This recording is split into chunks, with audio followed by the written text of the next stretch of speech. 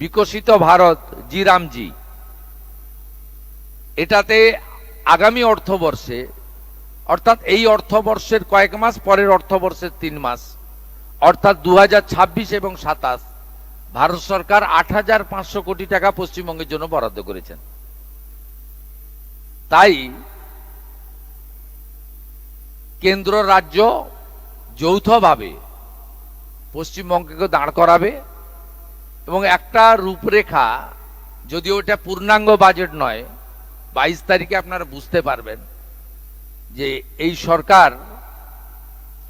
অর্থনীতিকে সামলে নিয়ে পশ্চিমবঙ্গকে